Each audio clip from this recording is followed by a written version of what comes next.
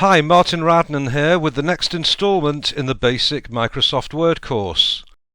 This is lesson 4, Any Jobs. In this lesson we're going to revise the word features that we've covered in the previous lessons, and we're going to work on some new word features. By the end of the lesson you will have created a correctly formatted document and printed it to the Microsoft XPS document writer. Okay, so let's launch the associated website, head for Word, and then select Word Lesson 4, Any Jobs. Within this lesson there will be two tasks, the main task and the second task. So let's start with the main task. Let's download the text and then download the instruction sheet. As always, insert a header, so that's Insert, Header, select the blank option, and then ensure that the header and footer tab is selected, and from the Insert section, select Document Info, and then Author. Don't forget to close the header and footer. Next, we're being asked to insert our address indented at 10 centimeters. So, enter your address on the left,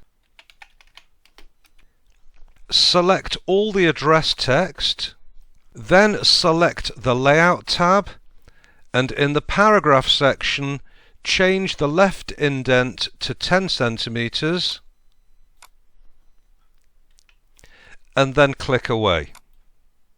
Now let's select all the address text again, and this time we want to remove space after paragraphs. So, Home, then within the Paragraph section, select the Line and Paragraph Spacing button, and from the drop-down, select Remove Space After Paragraph. The next instruction we have been given is to change the font of the whole document to Calibri size 12. So, Control A, that's the Control button, and while it's still pressed, press the A. That will select everything in the document, and change the font to Calibri, and the size to size 12. Our next instruction is to left align all the text.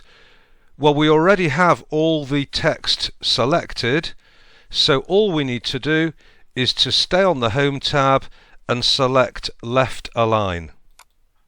Click away to deselect the text, and now we're up to here. Select these three lines, that's from June 2012 through to May 2013. Select these three lines and insert tab stops at 2 centimeters, 5 centimeters, and 9 centimeters. So, 2 centimeters, 5 centimeters, and 9 centimeters.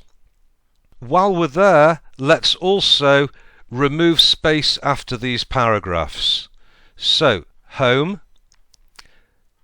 Line and Paragraph Spacing, remove space after paragraph. The next instruction is to insert a new line. Very simple. Click at the end of the words Premier Group and press Enter. Now, between the next two paragraphs, the one that starts I am a conscientious person and I have excellent references, at the moment we have two lines between those paragraphs. We want to remove one of the blank lines, so select and then, well, either delete or backspace. Okay, let's move down the page. Now we're being asked to center align the words Yours Sincerely, so select the Yours Sincerely and center align. Next, insert two blank lines after Yours Sincerely and add your name below centered.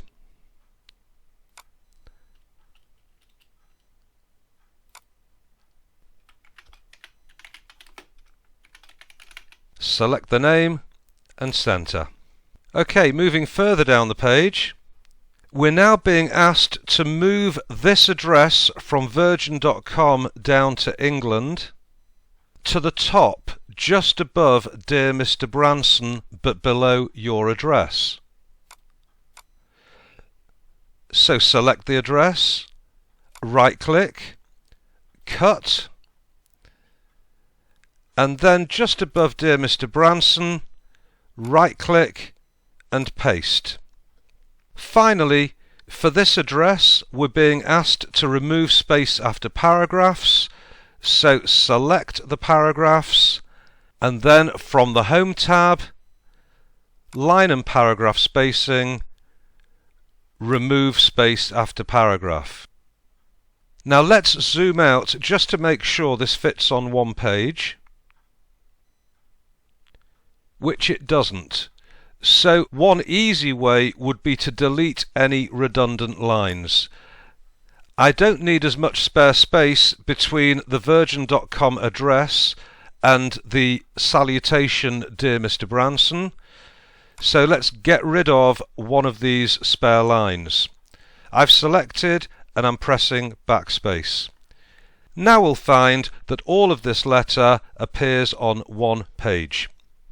Okay, that's it for the first task of lesson 4, and now let's get on with the second task.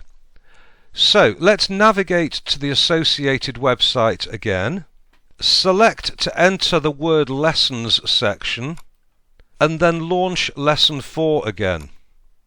We're now looking at the second task, so let's download the text and then download the instructions.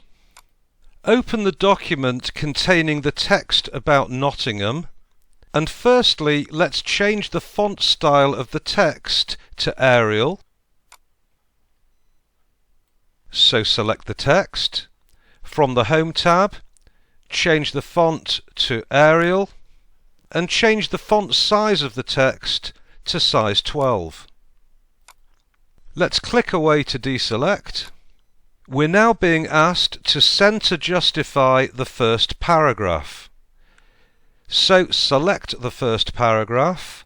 From the Home tab, the Center Align button.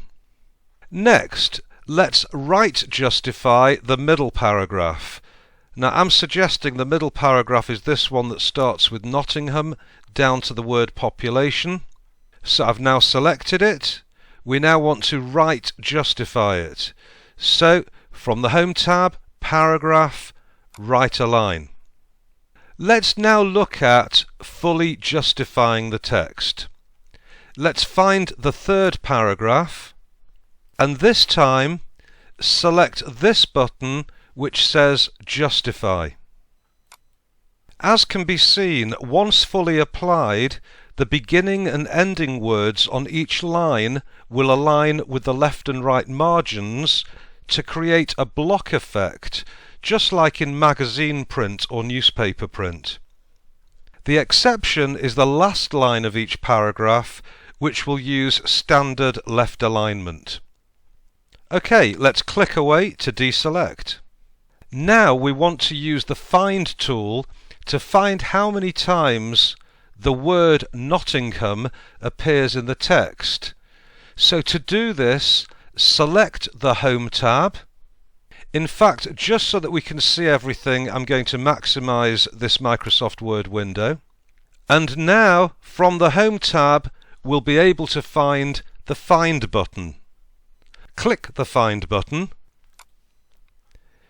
Now, I need to be a little bit careful here.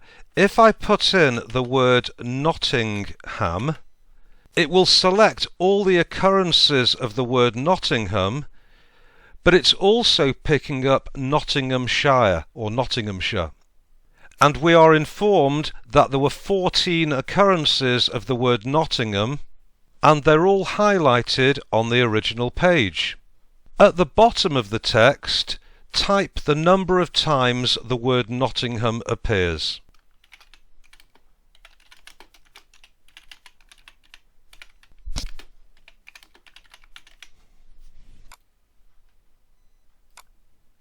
The next idea to introduce is the idea of replacing a word with a different word. So to do this, it's the Home tab and then Replace. What do we wish to find? The word Nottingham. And what do we want to replace it with? Madrid. Then click Replace All. We are now informed there were 15 occurrences of the word Nottingham, and these have all been replaced by the word Madrid.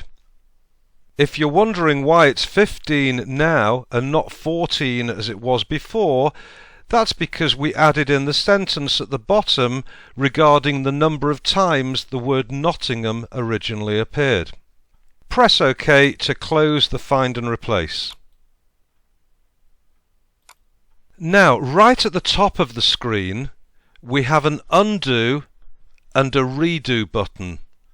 What we wish to do now is to undo the last step, which was when we replaced the word Nottingham with the word Madrid.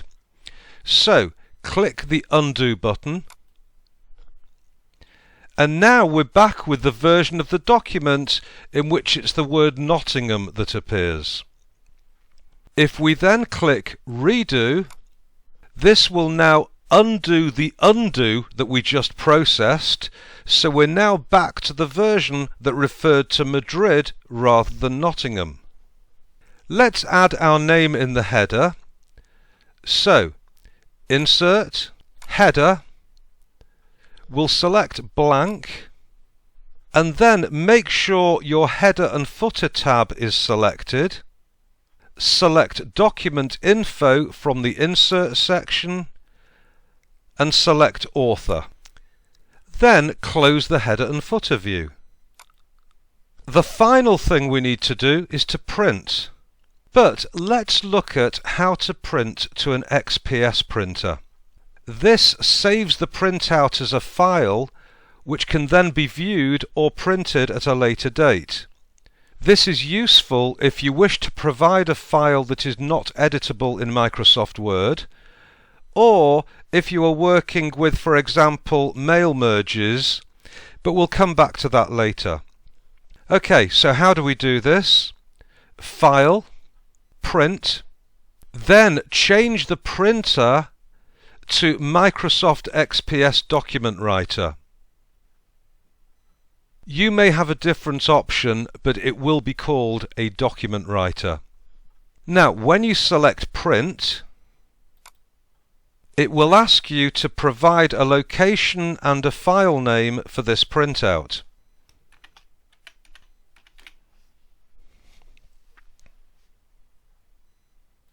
And now, just so that we can see the two side by side, here is the version in Microsoft Word, and over here is the printout ready for being printed. Okay, so we've now reached the end of task 2 of lesson 4.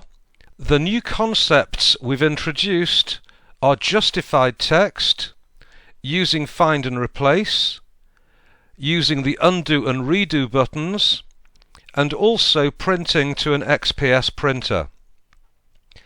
Now, your job.